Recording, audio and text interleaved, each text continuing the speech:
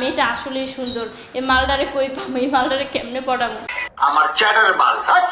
নিশ্চয়ই এখন জাতির ক্রাশ হয়ে গেছি। আমার মনে হয় যে দেশের সব কয়টা নায়িকা হচ্ছে কোয়ালিটি হারিয়ে ফেলেছে। এখন আমি আছি সর্বশেষে।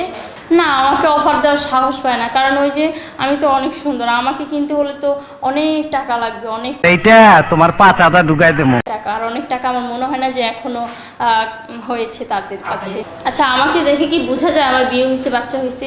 এগুলো কয়দিন, আসবে যাবে, আসবে যাবে। এই সুমাইয়া রিমু সবসময় থাকবে, সবসময় ট্রেন্ডিংয়ে থাকবে, সবসময় সিনেমায় থাকবে। মানে আমি যদি একটা সিনেমা কোনো মতে করতে পারি শাকিব খানের সাথে, দেখবেন যে আমার খালি সিনেমার অফার আসবেই আসবেই আসবেই। আমি বিশ্বাস করি না, আমি বিশ্বাস করি না, আমি বিশ্বাস করি না। মানে আমাকে দিয়ে সিনেমা করানোর জন্য হচ্ছে হলিউড থেকে ডাক পড়ে যাবে যে এই মেয়েটাকে আমার দরকার, এই মেয়েটাকে দিয়ে সিনেমা করাতে চাই। দেখবেন যে মানুষ তখন মানে ডলার দিতেছে আমাদের দেশকে, যে এই নায়িকাকে লাগবে, এই নায়িকাকে তো পাচ্ছি না কোথাও, এই নায়িকা তো আমাদের দেশে তো এত সুন্দর নায়িকা নেই। লাল বাতি যে তুমি জ্বালাবা এটা তো আমি আগেই জানি।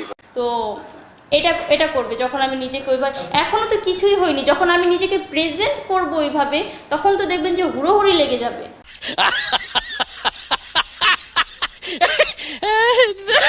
আচ্ছা, আমাকে দেখে কি বোঝা যায় আমার বিয়ে হয়েছে, বাচ্চা হয়েছে?